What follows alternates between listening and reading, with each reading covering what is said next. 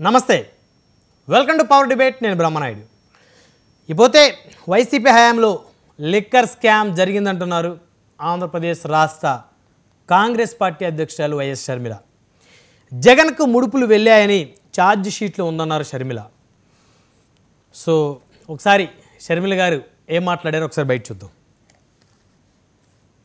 చెప్తున్నారు జగన్మోహన్ రెడ్డి గారు నెలకు 60 కోట్ల రూపాయలు ఆయనకు అందిందని చెప్తున్నారు 3500 కోట్ల రూపాయలు అవినీతి జరిగిందని చెప్తున్నారు కానీ ఆంధ్ర రాష్ట్రంలో జరిగిన మద్యం స్కాము కేవలం అంతకే పరిమితం కాదు ఆంధ్ర రాష్ట్రంలో మద్యం స్కామ్ జరిగింది అది మ్యానుఫ్యాక్చరింగ్ దగ్గర నుంచి డిస్టిలరీస్ మ్యానుఫ్యాక్చరింగ్ దగ్గర నుంచి ఆఖరి కన్జ్యూమర్ సేల్స్ వరకు కూడా ఈ అవినీతి జరిగింది అన్నది చాలా స్పష్టంగా అర్థమవుతుంది ఎందుకంటే అసలు ఎక్కడా లేని విధంగా ప్రపంచంలో ఎక్కడా లేని విధంగా ఈ డిజిటల్ యుగంలో కూడా ఓన్లీ క్యాష్ పద్ధతుల్లో అమ్మకాలు జరిపింది కేవలం ఒక ఆంధ్ర రాష్ట్రంలో మాత్రమే అనుకుంటున్నాను. సో మొత్తాన్ని చూస్తే షర్మిల గారు కూడా ఆంధ్రప్రదేశ్లో లిక్కర్ స్కామ్ జరిగింది అని చెప్పేసి చాలా బలంగా ఆవిడ నమ్ముతున్నారు ధృవీకరిస్తున్నారు జగన్మోహన్ రెడ్డి గారి స్వయాన సోదరి రాజశేఖర రెడ్డి గారి కుమార్తె కాంగ్రెస్ పార్టీ అధ్యక్షురాలు సో ఇక మరొక అంశం చూస్తే జనసేన కార్యకర్తలపై మాజీ మంత్రి వైసీపీ నేత కారుమూరి నాగేశ్వరరావు గారు ఫైర్ అయ్యారు సో జనసేన కార్యకర్తలకి క్రమశిక్షణ లేదంటూ ఆయన మండిపడ్డారు పవన్ కళ్యాణ్ గారి అభిమానులకు సంబంధించి కూడా మరొక అంశం చూస్తే ఎమ్మెల్యే మాజీ మంత్రి వైసీపీ నేత పెద్దిరెడ్డి రామచంద్రారెడ్డి గారితో మరి కొలికపూడి శ్రీనివాసరావు గారు తిరువురు శాసనసభ్యులు మరి ఆయన 7 సెకండ్లు ఒకరికొకరు విష్ చేసుకోవటం షేకండ్ ఇచ్చుకోవటం ఈ 7 సెకండ్ల వీడియో ఇప్పుడు వైరల్గా మారింది కొలికపూడి గారిని కొంతమంది ఉద్దేశపూర్వకంగా టార్గెట్ చేస్తున్నట్టు స్పష్టంగా అర్థమవుతుంది రాజకీయాల్లో ప్రత్యర్థులు ఒకరికొకరు ఎదురుపడ్డప్పుడు పలకరించుకోవడం సర్వసాధారణం అదేం పెద్ద మహాపాపమేం కాదు కొలికపూడి శ్రీనివాసరావు గారు పలకరించింది పాకిస్తానీలనేం కాదు భారతదేశం ఆంధ్రప్రదేశ్ రాష్ట్రానికి చెందినటువంటి ఒక మాజీ మంత్రి ప్రస్తుతం ఆయన కూడా శాసనసభ్యుడు పెద్దిరెడ్డి రామచంద్రారెడ్డి గారు ఈయన శాసనసభ్యుడు కొలికపూడి శ్రీనివాసరావు గారు ఇద్దరు శాసనసభ్యులు మరి హైదరాబాద్ నుంచి ఇండిగో ఫ్లైట్లో వారు తిరుపతి విమానాశ్రయంలో దిగినట్టున్నారు మరి అక్కడ ఒకరినొకరు మరి ముందెవరు పలకరించారో కానీ మొత్తానికి పలకరించుకున్నారు షేకండ్ ఇచ్చుకున్నారు మరి దీన్ని ఒక భూతద్దంలాగా చూస్తున్నటువంటి వాళ్ళైతే కాస్త ఆత్మవిమర్శ చేసుకోవాల్సిన అవసరం ఉంది ఎందుకంటే ఈ స్థాయి కక్షల కార్పణ్యాలు రాజకీయాల్లో అస్సలు మంచిది కాదు జగన్మోహన్ రెడ్డి గారు చంద్రబాబు నాయుడు గారు కూడా అసెంబ్లీలో పుట్టినరోజుకు శుభాకాంక్షలు తెలియజేసుకున్నటువంటి సందర్భాలు ఉన్నాయి సో కాబట్టి ఇదేదో కొలికపూడి శ్రీనివాసరావు గారు ఆయన ఏదో ఒక పెద్ద నేరం చేశాడని చెప్పేసి ఎవరైతే ఆయన గురించి మాట్లాడుతున్నారో వాళ్ళైతే కాస్త తెలుసుకోవాల్సినటువంటి అంశం ఉంది సో ఇకపోతే ఏపీ మంత్రివర్గ ప్రక్షాళన జరుగుతుందంటూ రాష్ట్ర వ్యాప్తంగా ఊహాగానాలు పెద్ద ఎత్తున వస్తూ ఉన్నాయి దాదాపు 8 మందిని తప్పించబోతున్నారంటూ ఒక ప్రచారం జరుగుతుంది జనసేన పార్టీ నుంచి మరి కందుల దుర్గేష్ గారు మరి ఆయన ప్లేస్లో ఇంకొకరు నియమిస్తారు జనసేన నుంచి ఆయన మంత్రివర్గం నుంచి ఆయన తప్పిస్తారనేటువంటి ప్రచారం పెద్ద ఎత్తున జరుగుతుంది అయితే ఆ ప్రచారం చేస్తున్నది ఎవరు అయితే వైసీపీ నాయకులు చేస్తున్నారా ఈ ప్రచారం లేకపోతే కూటమిలోనే ఒకరి మీద ఒకరు ప్రచారాలు చేసుకుంటున్నారో తెలియదు కానీ మొత్తానికి మంత్రివర్గ విస్తరణ ఉందని అయితే మంత్రివర్గ విస్తరణ ఉంటే ఖచ్చితంగా కొంతమందిని తప్పించాల్సిన అవసరం ఉంది ఎందుకంటే ఒక బెర్తే ఖాళీగా ఉంది ఒకవేళ ఆ ఖాళీగా ఉన్న బెర్తు మరి గతంలో నాగబాబు గారికి ఇస్తామని చెప్పారు సో మరి ఆయనకి ఇస్తారో లేకపోతే ఇంకెవరికైనా టీడీపీ నుంచి ఎవరికైనా ఇస్తారో లేకపోతే జనసేన నుంచే ఇంకొక కొత్త వారికి ఎవరికైనా ఇస్తారో కానీ ఆ ఒక బెర్తే మరి ఫుల్ఫిల్ చేస్తారా లేకపోతే కొంతమందిని ఎవరైతే కాస్త స్పీడ్గా లేరనుకున్నటువంటి వాళ్ళని పక్కన పెట్టి మరి సీనియర్లు ఉన్నారు చాలామంది సీనియర్ కాకుండా కొత్త వారికి అవకాశం ఇచ్చారు కాబట్టి మరి వారి స్థానంలో ఏమైనా సీనియర్లకు అవకాశం ఇచ్చేటువంటి అవకాశం ఏమైనా ఉంటుందా అనే అంశాలు చర్చిద్దాం ఇదే వాళ్ళ పవర్ డిబేట్ రాజకీయ చదరంగం ఈ డిబేట్లో మనతో పాల్గొనడం కోసం తులసిరెడ్డి గారు, నర్రెడ్డి తులసిరెడ్డి గారు, కాంగ్రెస్ పార్టీ సీనియర్ నాయకులు, అదేవిధంగా మాజీ రాజ్యసభ సభ్యులు మనతో జూమ్ కాల్ అందుబాటులో ఉన్నారు.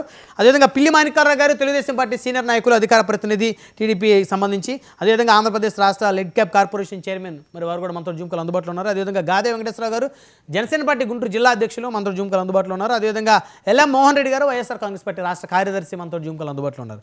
రైట్, ముందుగా తులసిరెడ్డి గారితో మాట్లాడదాం. తులసిరెడ్డి గారు నమస్తే సార్. నమస్తే. ఏంటి తులసిరెడ్డి గారు, మొత్తానికి కాంగ్రెస్ పార్టీ మరి లిక్కర్ స్కామ్ మీద బలంగా మరి మీ గొంతుని వినిపిస్తున్నారా? వారం రోజులు ఉంటే రోజు 2-3 ఛానల్లో నేను మాట్లాడుతున్నాను. అవును, వారం నుండి ప్రతిరోజు ఈవినింగ్ వచ్చేసి 2-3 ఛానల్స్ లో మాట్లాడుతూనే ఉన్నాం వచ్చేసి. కాబట్టి ఈరోజు షర్మిలమ్మ గారు కూడా రియాక్ట్ అయ్యారు. నేను వారం నుండి రియాక్ట్ అవుతాను. అవును. సో లిక్కర్ స్కామ్ జరిగిందని బలంగా విశ్వసిస్తున్నారా కాంగ్రెస్ పార్టీ కూడా? తూర్పున ఉదయించేది ఎంత నగ్న సత్యమో లిక్కర్ స్కామ్ జరిగింది కూడా అంత నగ్న సత్యం. ఇదే కాదు, ఆల్మోస్ట్ అన్ని ప్రభుత్వాలు చేసే పనే. దొరికితే దొంగ, దొరకకుంటే దొర.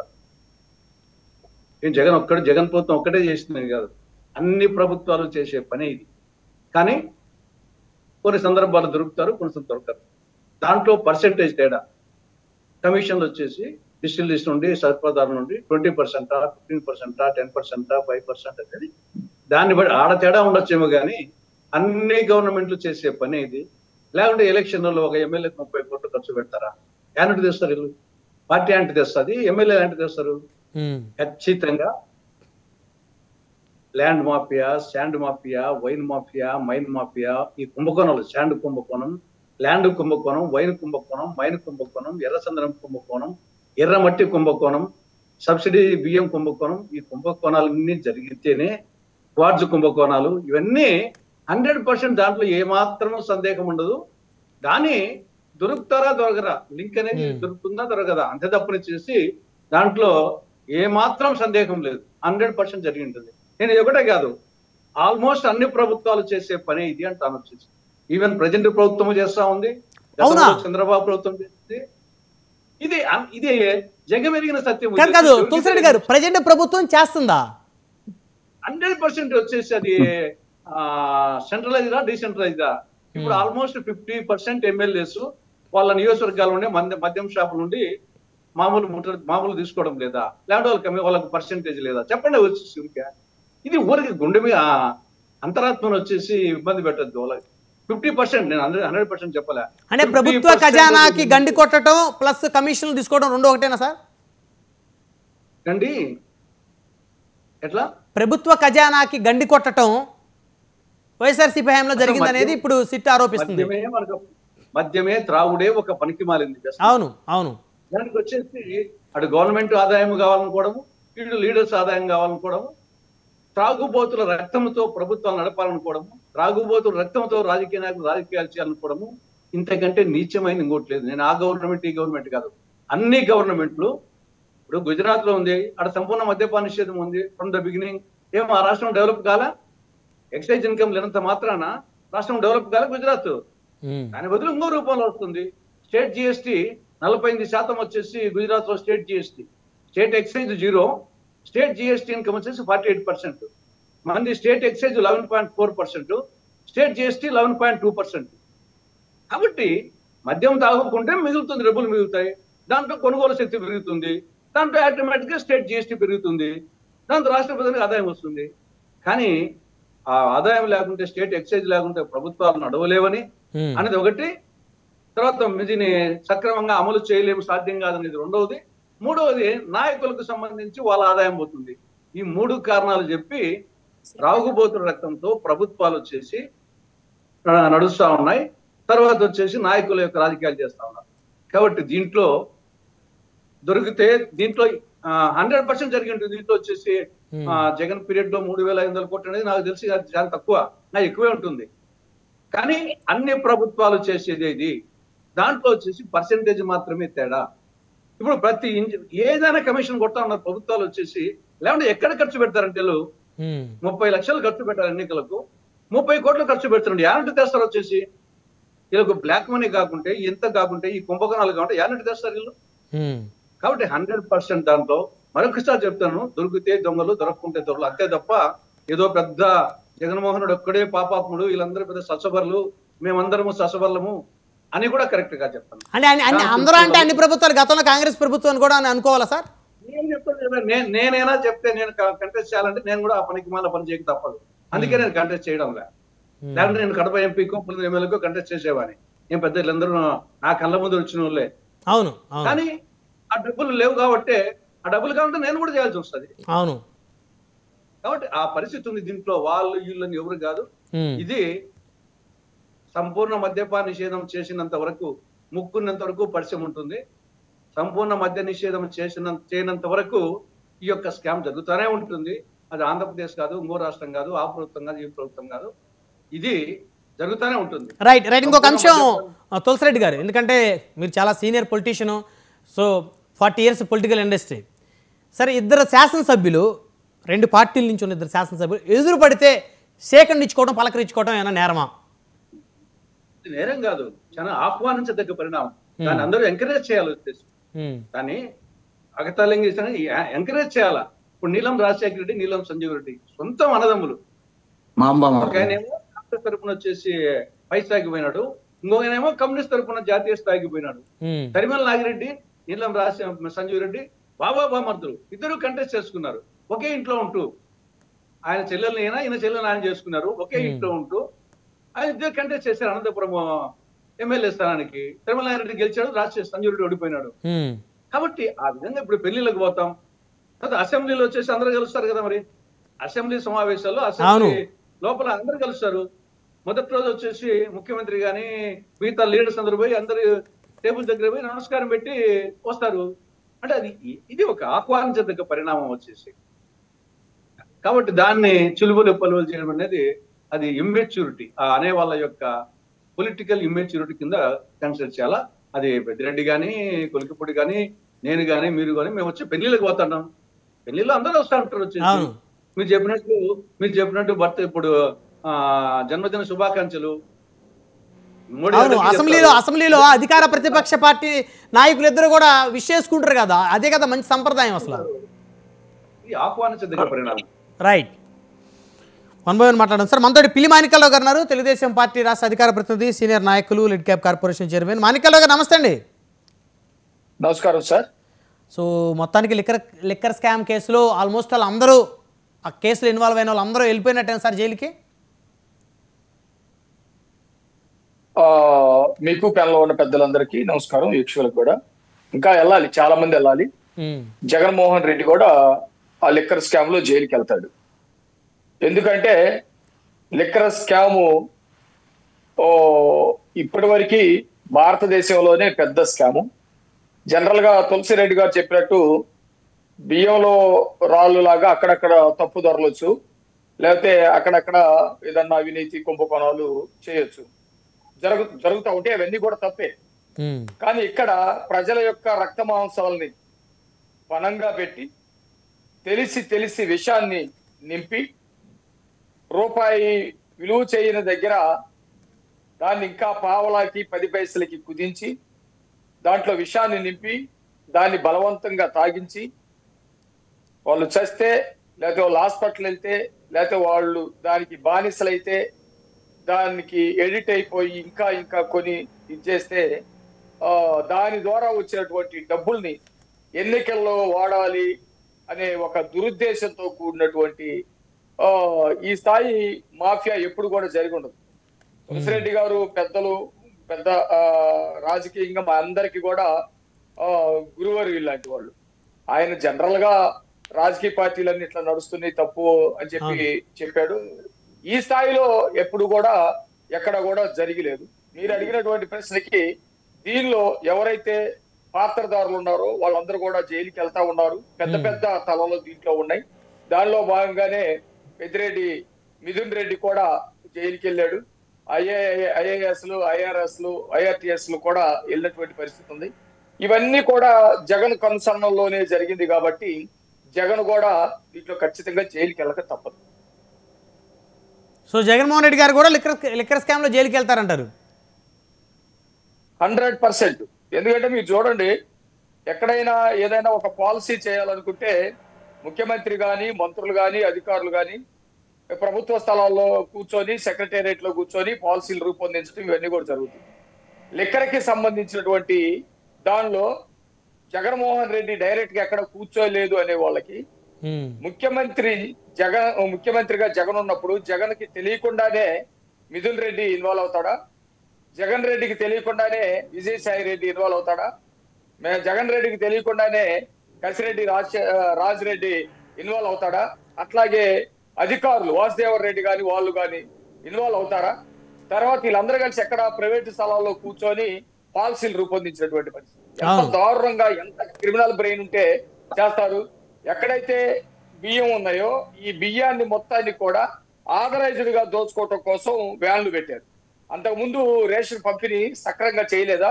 ఇప్పుడు చేయట్లేదా? ఒకసారి కూర్చొని వాళ్ళ ఆత్మగౌరవానికి ఎక్కడ దెబ్బ తగలకుండా వాళ్ళ చేతిలో డబ్బులు ఉన్నప్పుడు వెళ్ళి తీసుకొచ్చుకునేటువంటి పద్ధతి, వీళ్ళు వ్యానులు తీసుకొచ్చినటువంటి పద్ధతి కూడా అదే. ఈ బియ్యాన్ని ఆథరైజ్డ్ గా అందరూ చూస్తుండగానే తప్పు కాదు అనే పద్ధతిలో దోచుకోవటం కోసం వ్యాన్లు పెట్టి ఆ వ్యానుల్లో మొత్తం బియ్యాన్ని సమీకరించి మిల్లర్ల దగ్గర నుంచి అక్కడ కాకినాడ పోర్టుకు పంపించి అక్కడ ఉన్నటువంటి చంద్రశేఖర్ రెడ్డి ద్వారా ఆఫ్రికా దేశాలు పంపించి అక్కడ బియ్యం ద్వారా ఒక స్పిరిట్ లాంటి ఇవన్నీ కూడా తయారు చేసి 100 రూపాయలు విలువ చేసి 160 నేను మొన్న ఒకటి చూశాను. ఆ రోజు వాళ్ళు పెట్టినటువంటి దాంట్లో వాళ్ళు ఎట్లా చేశారంటే 696 రూపాయలు ఒక బాటిల్ ఉంటది, బ్యాక్ పైపర్ అని. అది పరిశీలించి బ్రాండెడ్ గతంలో సేమ్ అదే పేరు వచ్చేటట్టుగా చూసుకొని బ్యాక్ పైపర్ గోల్డ్ విస్కీ అని చెప్పేసి వీళ్ళు బ్రాండ్ అట్లాగే ఉండేటట్టు చూసి దాన్ని ఎంతకు అమ్మేవాళ్ళు అంటే 1759 రూపాయలకి అమ్మేవాళ్ళు. అంటే 696 రూపాయలు ఉన్నప్పుడు అది అన్ని రకాల పరీక్షలు ఎదుర్కొని ఇబ్బందికరం కానటువంటి దాంట్లో బ్రాండ్ గా వచ్చినటువంటి వీళ్ళు బ్రాండ్ ఏమి లేకుండా దాంట్లో ఎలాంటిది కలిపారంటే పెరోగలాల్ డై ఇథైల్ థైలేట్ ఐసోఫోరిక్ యాసిడ్. ఇది ఆల్రెడీ ప్రూవ్ అయింది అనమాట. మద్రాసు టెస్ట్ చేసినప్పుడు ప్రూవ్ అయినటువంటి యాసిడ్. ఇది చాలా డేంజరస్ రసాయనం. వీటిని కలపటం వల్ల వాస్తవానికి 600 రూపాయల కంటే ఇంకా తక్కువ ఇవ్వాలి లెక్క. అది కూడా విషయం కలిపారు కాబట్టి వీళ్ళు 696 రూపాయలది 1759 రూపాయలకి అమ్మి దాదాపు 1000 రూపాయలు అక్కడ ఇట్లాగా చేసి ప్రజల చేత తాగిచ్చి వాళ్ళ రక్తమాంసాలు, వాళ్ళ అవయాలు ఎంతమంది, దాదాపు వేలాది మంది చనిపోయారు, లక్షల మందికి అనారోగ్యం పాలైనటువంటి పరిస్థితి మనం అంతా కూడా చూసాం గతంలో. ఇలాంటి బ్రాండ్స్ అన్ని తీసుకొచ్చి చేశారు. మరి ఇంత పెద్ద కుంభకోణం కేవలం జగన్మోహన్ రెడ్డికి తెలియకుండా ఏదో పొరపాటు జరిగిందని అంట అనుకుంటారా? డబ్బులు కూడా డిజిటల్, ప్రతి కూరగాయ బండి దగ్గర కూడా డిజిటల్ మనీ తీసుకుంటున్నారు. టీ తాగితే 5 రూపాయలు కూడా టీకి డిజిటల్ మనీ చేస్తా ఉన్నారు. మొత్తం డిజిటల్ మనీ లేకుండా చేశారు. ఇలాంటివన్నీ కూడా చేసినప్పుడు ఖచ్చితంగా తప్పు ఎవరు చేసినా జైలుకి వెళ్లాల్సింది. రైట్. ఇకపోతే మాణిక్యాలరావు గారు, మీరు తెలుగుదేశం పార్టీ నాయకులుగా ఏం చెప్తారు? పెద్దిరెడ్డి రామచంద్రారెడ్డి గారు, కొలికపూడి శ్రీనివాస్ గారు ఇద్దరు కూడా ఒక సందర్భంలో ఆ తిరుపతి ఎయిర్పోర్ట్ దగ్గర ఒకరు విష్ చేసుకున్నారు 7 సెకండ్లు మొత్తం ఓవరాల్గా. సో అయితే దాని మీద పెద్ద ఎత్తున కొలికపూడి గారు వైసీపీలో నాడు రఘురామకృష్ణరాజు గారు ఏ విధంగా అయితే తిరుగుబాటు చేశారో అదే విధంగా టీడీపీలో ఆయన తిరుగుబాటు చేయబోతున్నారని చెప్పేసి కొంతమంది దాని మీద విష ప్రచారం చేస్తున్నారు. దాని గురించి ఏం చెప్తారు సార్? మీరే చెబుతున్నారు కదండి విష ప్రచారం అని. ఖచ్చితంగా అది విష ప్రచారమే. ఎందుకు అట్లా కనబడితే పాలో అంటే పలకరిస్తే తప్పే ఉంటది. అలాంటి తప్పు ఈ వైసీపీకి సంబంధించినటువంటి వాళ్ళు అమ్మ లేదు, అక్క లేదు, చెల్లి లేదు, సొంతం లేదు, పక్కనో లేదు, విపరీతమైనటువంటి పరిభాషతో విపరీతమైనటువంటి పద్ధతుల్లో ట్రోల్ చేస్తూ ఉంటారు. దానిలో భాగంగా చేసింది అది. పలకరిస్తే తప్పే ఉంది. సో టీడీపీ అయితే బలంగా కొలికపూడి గారిని బలంగా విశ్వసిస్తుంది, ఏం అనుమానం వ్యక్తం చేయట్లా. ఏ విషయంలో అయితే పలకరించడంలో తప్పు అనేది నా అభిప్రాయం. Okay right. మళ్ళీ వస్తారు మాణిక్యాలరావు గారు. మనతోటి ఎలా మోహన్ రెడ్డి గారు ఉన్నారు, వైఎస్ఆర్ కాంగ్రెస్ పార్టీ నుంచి. మోహన్ రెడ్డి గారు నమస్తే అండి. నమస్కారం సార్. మీకు పెద్దలకు అందరికి చూస్తున్న వీక్షకులకు అందరికి నమస్కారం. సో ఇలా హరిహర వీరమల సినిమా చూసారా మోహన్ రెడ్డి గారు? ఎందుకంటే వైసీపీ వాళ్ళు ఎక్కువ రివ్యూలు ఇస్తా ఉన్నారు సినిమా మీద. ఈరోజు రిలీజ్ అయింది కదా సార్. అంత పవర్ఫుల్ సినిమానే. ప్లాప్ అయిందని వింటున్నామండి. ప్లాప్ అయిందని వింటున్నాము. మరి మీకు ఎట్లా పవర్ఫుల్ కనపడుతుందో మాకు తెలియదు కానీ అంటే మీరు చూసారా సార్ థియేటర్కి వెళ్ళి? అప్పుడే పెట్టేసినారు. కాదు, థియేటర్కి వెళ్ళి చూసారా? లే చూడకుండా రివ్యూ చేస్తారు. చూసేవాళ్ళం, ఇప్పుడు చూసేది లేదన్నమాట. ఇంతకుముందు పోయి చూసేవాళ్ళము, ఇప్పుడు సినిమాలో పోయి చూసేటంత లేదు, చూడలేదు కూడా. ఓకే. సో అంటే మీకు అపోజిషన్ కాబట్టి రాజకీయంగా సినిమాలు కూడా మీరు బ్యాన్ చేసేసుకున్నారు. ఆయనని కాదు, ఏ సినిమాలు పోవడం లేదు, అపోజిషన్ కాదు, ఇంకోటి కాదు. నేను మామూలుగా ఫ్యాన్, చిరంజీవి ఫ్యానే నేను. సినిమాలో మాత్రం చిరంజీవి ఫ్యానే. తర్వాత పవన్ కళ్యాణ్ సినిమాలు కూడా చూసేవాడిని. కాకపోతే ఈ మధ్య పవన్ కళ్యాణ్ సినిమాలు చూసి ఉన్ని మతిపోతారని చూడటం లే. అందువల్ల దాని గురించి మాట్లాడాల్సిన అవసరం లేదు.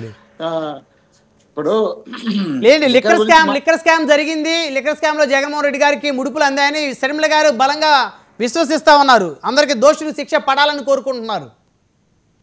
ఇప్పుడు శర్మిలమ్మ గారు రాజకీయాలకి వచ్చిన తర్వాత ఏ ఒక్క రోజు కూడా ప్రతిపక్షంలో ఉన్నటువంటి, అప్పుడు ప్రతిపక్షంలో ఉన్నటువంటి తెలుగుదేశాన్ని కామెంట్ చేయాలా, ఇప్పుడు అధికారంలో ఉన్నటువంటి కూటమిని కామెంట్ చేయాలా. బీజేపీకి కాంగ్రెస్ కు డెడ్ అగెనిస్ట్ దేశవ్యాప్తంగా ఉంటుంది అనేది అందరూ తెలిసినదే. కానీ ఆంధ్రప్రదేశ్కి వచ్చినప్పుడు ఎందుకు ఈ కాంగ్రెస్ పార్టీ కూటమిలో కలిసిపోయి వాళ్ళకి ఎప్పుడు అవసరం వచ్చి అప్పుడు వచ్చి స్టేట్మెంట్ ఇచ్చారు, ఎప్పుడు ఇబ్బంది అనిపించి అప్పుడు వచ్చి స్టేట్మెంట్ ఇచ్చారు. అంతో ఇంతో మాకు ఇచ్చి మా తులసిరెడ్డి అని ఏమన్నా కొంచెం దాని గురించి సంబంధించి ఇస్తాడేమో తప్ప, అంటే ఒక పద్ధతిగా. ఇంకా శర్మిలమ్మ గారు ఏది మాట్లాడినా జగన్మోహన్ రెడ్డి గారిని టార్గెట్ పెట్టి మాట్లాడడం తప్ప వేరే ఆలోచనే ఆమె చేయదు. ఇప్పుడు చంద్రబాబు నాయుడు గారు ముఖ్యమంత్రిగా ఉన్నప్పుడు 14 నుండి 19 వరకు 6,500 కోట్ల రూపాయల లిక్కర్ స్కామ్ జరిగిందని తెలుసు. మరి వాళ్ళ మీద ఇప్పుడు సిఐడి దర్యాప్తు దాన్ని కూడా అట్లా మళ్ళించమనండి, దాన్ని కూడా చేయమని చెప్పండి. ఓటుకున్నట్టు కేసులు అడ్డంగా వీడియోలకి దొరికిపోయినారు కదా, దాని మీద కూడా దర్యాప్తు జరిపించి కేసు పెట్టమనండి.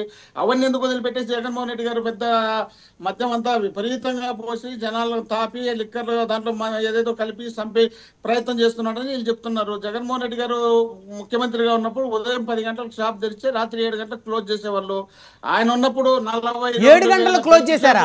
వైన్స్ ఎప్పుడు 7 గంటలకు క్లోజ్ చేయలేదు కదా సార్. వైన్స్ బార్లు కాదండి, వైన్ షాప్ 7 గంటలకు మీరు అడిగి కనుక్కొని ఏమన్నా. వైన్ షాప్ 7 గంటలకు మళ్ళీ ఉండేది, క్లోజ్ చేస్తున్నారు. బార్లు ఉండొచ్చు, బార్లు 10 గంటల దాకా ఉంది కదా వైన్స్. 7 గంటల వరకు అడగండి ఎవరన్నా. 10 గంటల నుండి 7 గంటల వరకే. 7 గంటలు దాటితే మళ్ళీ దొరకవు నీకు. బ్లాక్ లో కొనుక్కోవాలి. ఏమంటారు? 7 దాటితే బ్లాక్ లో కొనుక్కోవాలి. ఇంకా బ్లాక్ నీకు షాపులు, గవర్నమెంట్ షాపులు, ప్రైవేట్ షాపులుగా చంద్రబాబు నాయుడు గారి లాగా కార్యకర్తలకు, లీడర్లకు, ఎమ్మెల్యేలకు ఒకే పేరు మీద 10-14 షాపులు ఇచ్చి ఆ 14 షాపుల్లో బాటలకు 10 రూపాయల నుండి 20 రూపాయలు, గ్రామీణ ప్రాంతాల్లో బెల్ట్ షాపులకు 30 నుండి 50 రూపాయలు పెంచుకొని ఇష్టం వచ్చినట్టు అర్ధరాత్రి అయినా అపరాత్రి అయినా, గాంధీ జయంతి అయినా, లేక స్వతంత్ర దినోత్సవం అయినా ఎప్పుడు కావాలన్నట్ట అటు కొడితే వచ్చి ఇచ్చేదానికి ఇదేమి తెలుగుదేశం పార్టీ జగన్మోహన్ రెడ్డి గారి ప్రభుత్వం అప్పుడు చేసింది. తెలుగుదేశం పార్టీ అయితే జగన్మోహన్ రెడ్డి గారు అట్లా చేసింటే లక్షల కోట్ల రూపాయలు దోపిడీ చేసుకోవడానికి అవకాశం ఉండు. వీళ్ళు ఆ 14 నుండి 19 వరకు ఒక చంద్రబాబు నాయుడు గారికే దాదాపు 6,500 కోట్లని అవినీతి దాంట్లో బ్రహ్మాండంగా చూపుతున్నారు. దాని ఇంతవరకు పట్టించుకోలేదు, దాంట్లో కూడా ఏదో స్టే తెచ్చుకున్నట్టున్నారు. అట్లా వీళ్ళు చేసినటువంటి అవినీతులు, అన్యాయాలు అదే ప్రకారంగా జగన్మోహన్ రెడ్డి గారు చేసింటారనే ఆలోచనలో భాగంగా వాటన్నింటినీ రిపీట్ చేసుకుంటూ వస్తారనమాట. మనం ఏమేమి అవినీతి చేసినాం, మనం అధికారంలో ఉన్నప్పుడు ఏ మినిస్టర్తో ఎంత చేయించినాం, మనం ఎంత చేసినాం, మనకి ఎంత ఆదాయం వచ్చింది, ఎక్కడ ఆదాయం వచ్చింది, వీటన్నిటిని టోటల్ వేసుకొని ఇవన్నీ రిపీట్ చేసి మళ్ళీ జగన్మోహన్ రెడ్డి గారి మీద మనం దీంట్లో పెడదాం. ఈ పెడితే మనం సక్సెస్ అవుతామా సక్సెస్ గా అనేది పక్కన పెడితే జగన్మోహన్ రెడ్డి గారిని ఆయన చేస్తున్నటువంటి ప్రతిపక్ష పాత్రను కొంచెం తగ్గించడానికి అవకాశం ఉంటుంది, జనం లేకపోకుండా బెదిరించడానికి అవకాశం ఉంటుంది. ఆయన కింద పనిచేసే లీడర్లు కూడా కొంచెం భయపడతారు. ఆయనతో పాటు కొందరు అధికారులను కూడా తీసుకొచ్చి పెడితే నిజంగా ఇది అధికారులు కూడా ఐఏఎస్ ఐపీఎస్ లాంటి వ్యక్తులు కూడా దీంట్లో ఉన్నారు కదా, అందువల్ల వాళ్ళు అందరూ కలిసి చేసినారేమని జనంలోకి ఒక మెసేజ్ పంపిస్తాం. జనంలోకి మెసేజ్ పంపిస్తే నిజంగా అంతో ఇంతో నమ్ముతారనే ఆలోచన వచ్చే విధంగా వీళ్ళు అంటే ఏ తప్పు లేకుండానే అధికారులను అరెస్ట్ చేశారు సిట్టు. అంతగా మరి లేకపోతే సిట్టు వీళ్ళు ఎటు చెప్తే అట్టింటారు కానీ ఏమైనా సిబిఐ దర్యాప్తు ఏమనండి. సరే 1,000 కోట్ల రూపాయలు, లక్షల కోట్లు కదా, దేశంలోనే పెద్ద అవినీతి కదా, సిబిఐ దర్యాప్తు ఏమని తెలుస్తాయి కదా. 2014 నుండి 19 వరకు, 19 నుండి 24 వరకు సిబిఐ దర్యాప్తు చేసి ఎవరెవరు ఉండారో వాళ్ళని తీసుకొచ్చి లోపల పెట్టమనండి. ఎవరు వద్దలేదే, మీరు మీ చేతిలో పెట్టుకొని మీ ఇష్టం వచ్చినట్టు పెట్టుకొని మీరు ఎవరిని కావాలంటే వాళ్ళు అరెస్ట్ చేయొచ్చు, ఎవరిని కావాలంటే వాళ్ళ షార్ట్ షీట్ పేరు ఎక్కేయచ్చు, షార్ట్ షీట్ వీళ్ళకి ఇష్టం వచ్చినట్టు రాసిపించచ్చు.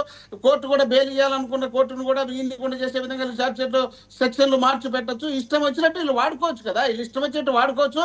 సిట్ అంటే సిట్, స్టాండ్ అంటే స్టాండ్, కాబట్టి సిట్టును వేసుకున్నారు, వీళ్ళు ఇష్టం వచ్చినట్టు ఆడిస్తున్నారు. వీళ్ళు కూడా జగన్మోహన్ రెడ్డి గారి గురించి మాట్లాడితే దయాలు వేదాలు వల్లించినట్టు ఉంటుంది. వీళ్ళు చేసినటువంటి అవినీతి అక్రమాలన్నీ ఇట్లా ఇంత చరిత్రలు ప్రతి పార్టీల పైన ఒక బుక్ నెట్ వేయించినారు. ప్రతి పార్టీ బీజేపీ వాళ్ళు వేసినారు, అప్పుడు కమ్యూనిస్ట్ వాళ్ళు వేసినారు, తర్వాత కాంగ్రెస్ వేసినారు. అన్ని రకాలుగా వీళ్ళ మీద అవినీతులు ఉన్నాయి. ఈ అవినీతులన్నీ కడుక్కోవడానికి చేతగాక జగన్మోహన్ రెడ్డి గారి మీద రుద్దితే సరిపోతుందనే ఉద్దేశంలో భాగంగా వాళ్ళు మాట్లాడుతున్నారు తప్ప, జగన్మోహన్ రెడ్డి గారు రాజకీయాలకు రాకముందే 1,00,000 కోట్ల అవినీతి చేసినాడని చెప్పి ఆరోపణ చేసినటువంటి పెద్ద వంశలు కదా వీళ్ళు. ఈ రోజు అధికారంలోకి వచ్చినాక ముఖ్యమంత్రిగా ఉన్నప్పుడు ఇంకా చూపించడానికి, చెప్పడానికి, ఏం చేసినటువంటి పథకాలు చూపించడానికి ఇవన్నిటిని ఒక అవకాశంగా చూసుకొని చూపిస్తున్నారు కదా. కాబట్టి వీళ్ళు ఎప్పుడు కూడా జగన్మోహన్ రెడ్డి గారిని ఉద్దేశపూర్వకంగానే డ్యామేజ్ చేయాలి. జగన్మోహన్ రెడ్డి గారు ఒక సమర్థవంతమైనటువంటి నాయకత్వ లక్షణాలు ఉన్నటువంటి నాయకుడు. ఇతను ఎక్కడ జనం లేకపోయినా బ్రహ్మాండమైనటువంటి చరిష్మా సంవత్సరానికే వస్తుంది. కేవలం ఒక్క సంవత్సరంలోనే దాదాపు 90 మంది ఓడిపోతారని 3 సర్వేలు చేపించే 3 సర్వేల్లో తెలుగుదేశం పార్టీకి వచ్చింది. ఈ విధంగా మనం పోతే సమానంగా 4 ఏళ్ల కల్లా ఒక్కరు కూడా గెలిచే పరిస్థితి ఉండదు. వాళ్ళకి 11 ఇచ్చే, మనకి 11 కాదు కదా, 1 కూడా వచ్చే పరిస్థితి ఉండదు. ఈ విధంగా ఉండకుండా ఉండాలంటే ఇప్పటి నుండి మనం జగన్మోహన్ రెడ్డి గారిని టార్గెట్ పెట్టాలి, జగన్మోహన్ రెడ్డి గారి క్యాడర్ను టార్గెట్ పెట్టాలి. ఆయనకు అత్యంత సన్నిహితంగా ఉండే వాళ్ళందరినీ తీసుకొచ్చి జైల్లో పెట్టించే, అప్పుడు జగన్మోహన్ రెడ్డి గారి మీద జనం ఏమన్నా అంతో ఇంతో చూస్తారేమనే ఆలోచనలో భాగంగా ఇది చేస్తున్నటువంటి కార్యక్రమాలే తప్ప అక్కడ జరిగినటువంటి ఇప్పుడు వాళ్ళు ఏదో చెప్తున్నారు లిక్విడ్ ఆన్లైన్ అని. ఇప్పుడు కూడా ఆన్లైన్ అన్ని చోట్ల జరగలే, వాళ్ళకి తెలిసిన లేదో. ఆన్లైన్ జరిగితే బిల్ ఎట్టిచ్చారు. గ్రామాల్లో పోతే ఒక్కొక్క బెల్ట్ షాప్ లో 30 నుండి 50 రూపాయలు తీసుకున్నప్పుడు దానికి ఆన్లైన్ లో పెట్టి చూపించిస్తాను. ఇల్లు చెప్తున్నారా, ఒక్కొక్క బాటిల్లో బ్రాంచ్ షాపుల్లో వీళ్ళు పెట్టిన చోట ఒక్కొక్క చోట 10 రూపాయలు ఎక్సెస్ తీసుకుని బాటిల్కు ఇస్తున్నారు. దాని ఆన్లైన్ లో కాదు. మీరు బెల్ట్ షాప్ ని వైన్ షాప్ ని ఎట్లా కంపేర్ చేస్తారు సార్? బెల్ట్ షాప్ ని వైన్ షాప్ ని ఎక్కడైనా తాగేది ప్రజలే కదా, తీసుకుంటున్నది ప్రజల డబ్బే కదా. అంటే ఇప్పుడు మీరు చెప్పేదానికి అది బేస్లెస్ ఆరోపణలాగా ఉంది. మనం ముందు వైన్ షాప్ గురించి మాట్లాడుకుందాం. వీళ్ళ ఇప్పుడు ప్రభుత్వంలో బెల్ట్ షాపులు ఉన్నాయన్నారు, సరే అది పక్కన పెడదాం. ఇప్పుడు ప్రభుత్వం గురించి కాదు, మీ ప్రభుత్వంలో లిక్కర్ స్కామ్ జరిగింది, డిజిటల్ ట్రాన్సాక్షన్స్ ఎందుకు లేవని ఇందాక మాణిక్యాలరావు గారు క్వశ్చన్ చేశారు. మీరు దాని మీద చెప్పండి. ఇప్పుడు వీళ్ళు బ్రాండ్ షాపులు ఉంటే బెల్ట్ షాపులకి ఇచ్చేటప్పుడు క్యాష్ తీసుకుంటున్నారా, ఆన్లైన్ లో ఇస్తున్నారా? ఆన్లైన్ లో ఆడ బెల్ట్ షాప్ రైతులకు ప్రజలకు ఇచ్చేటప్పుడు వాళ్ళు ఆన్లైన్ లో ఇస్తున్నారా, క్యాష్ తీసుకుంటున్నారా? ఏంటి మాటలు ఎక్కడ చూడమని చెప్పండి. ఇప్పుడు పోయి చూడమని తెలుస్తుంది. మన డైరెక్ట్ గా మన ఒక ఎమ్మెల్యే కొడుకు పోయి వీళ్ళు చేసే క్యాష్ ట్రాన్స్ఫర్ చేసేది డైరెక్ట్ వీడియో తీసి పెట్టారు. ఎవరో భూమన్ కరుణాకర్ రెడ్డి గారి కొడుకు, ఎక్స్ ఎమ్మెల్యే కొడుకు, ఆయన తీసి పెట్టారు. రాత్రి 3 గంటల వరకు షాపులు తిరుపతిలో, సాక్షాత్తు తిరుపతిలో అమ్ముతున్నారు. ఇంకా వీళ్ళు కూడా మాట్లాడితే ఎట్లా? వీళ్ళు రాష్ట్రాన్ని సర్వనాశనం చేయడానికి, జనాన్ని సర్వనాశనం చేయడానికి వీళ్ళు ఒక కంకణం కట్టుకొని ఆ కంకణంలో పాడైపోయేటప్పుడు జనాలు అది జగన్మోహన్ రెడ్డి గారి మీద చెప్పి తప్పించుకోవడానికి ప్రయత్నం చేస్తారు తప్ప వీళ్ళు ప్రజల మేలు కోరి, వీళ్ళ 14 సంవత్సరాలు ముఖ్యమంత్రిగా ఉన్నప్పుడు ఏ ఒక్క రోజు కూడా ప్రజల మేలు కోరి సందర్భం లేదు. వీళ్ళ అధికారం కోసం, వీళ్ళు బాగుండడం కోసం, వీళ్ళ పార్టీ బాగుండడం కోసం, వీళ్ళ పార్టీ నాయకులు బాగుండడం కోసం ప్రజలను ఎటు కావాలంటే అటు వాడుకొని అది ఇతర పార్టీల మీద రుద్దడానికి వీళ్ళు సిద్ధంగా ఉంటారు. ఇప్పుడు గాంధీ మహాత్ముడు వచ్చిన ఆయన మీద నిందలేస్తారు, శ్రీరామచంద్రుడు వచ్చిన కూడా ఆయన మీద నిందలేసేటువంటి పార్టీ తెలుగుదేశం పార్టీ. మోహన్ రెడ్డి గారు కారుమూరు నాగేశ్వరరావు గారికి ఏంటి ఏమి ఇబ్బంది జరిగింది? ఆయన ఇష్టానుసారంగా మాట్లాడుతూ ఉన్నారు. ఉప ముఖ్యమంత్రిని ఆయన అభిమానులు ఏమి ఇష్టానుసారం కాదు, ఆయన బండి మీద దాడి చేసినారు. దాడి చేసినప్పుడు ఆయన ప్రెస్ మీట్ పెట్టి ఈ విధమైనటువంటి దుర్మార్గమైనటువంటి చర్యలు తీసుకోవడం మంచిది కాదు. ఈ చర్యలు మానుకోకపోతే చాలా ప్రమాదకరంగా ఉంటుంది సమాజానికి, ఇది పద్ధతి కాదనే విధంగా ఆయన చెప్పినాడు. వాళ్ళపై దాడులు చేయడం తప్పు కదా. ఆయన కనపడితే ఆయన ప్రెస్ మీట్ పెడితే ఆయన యాక్టివ్గా ఉంటే భౌతిక దాడులు చేస్తారా? వీళ్ళకి ఇదే పని, నాకు మాట్లాడకూడదు. ఎక్కడ కూడా ఆడపై 40 ప్రసన్న కుమార్ రెడ్డి ఇంటి మీద పడిచి ఆయన వాళ్ళ అమ్మ ఉంటే వాళ్ళ అమ్మను కూడా కొట్టే పరిస్థితి తీసుకొచ్చారు. ఎక్కడ పోతే ఎక్కడ దాడులు చేసేది, కొట్టేది, లోపల ఇళ్లలో ఏడ్చుకొచ్చేది, ఇదే పని అయినా చేసేది. ఇంకా వేరే పనులే లేవా? ఏదైనా మాట్లాడింటే మీరు మాట్లాడండి, మీరు ప్రెస్ మీట్ పెట్టి చెప్పండి. మీరు ఈ అక్రమ కేసులు, దాడులు, మర్డర్లు, రేపులు, మానభంగాలు ఎక్కడ చూసినా మీ ఇష్టం వచ్చినట్టు రాష్ట్రాన్ని సర్వనాశనం చేసే పరిస్థితి తీసుకొచ్చి మళ్ళీ మేమే మంచోళ్ళం, మీరు చెడ్డోళ్ళు అనే విధంగా మమ్మల్ని చిత్రీకరించడానికి ప్రయత్నం చేసి ఎంతవరకు సమంజసం? ఇది పద్ధతి కాదు కదా. రైట్ మనతోటి గాది వెంకటేశ్వరరావు గారు ఉన్నారు, జనసేన పార్టీ గుంటూరు జిల్లా అధ్యక్షులు. గాది గారు నమస్తే అండి. నమస్తే. ఏంటి సార్, హరిహర వీరమల్ సినిమా చూసారా? మోహన్ రెడ్డి గారు ఆల్రెడీ పోయిందని టాక్ వచ్చిందని చెప్పేసి అంటున్నారు. మీకు అలానే పెద్దలు తులసిరెడ్డి గారికి, మోహన్ రెడ్డి గారికి, మాణిక్యరావు గారికి నమస్కారం.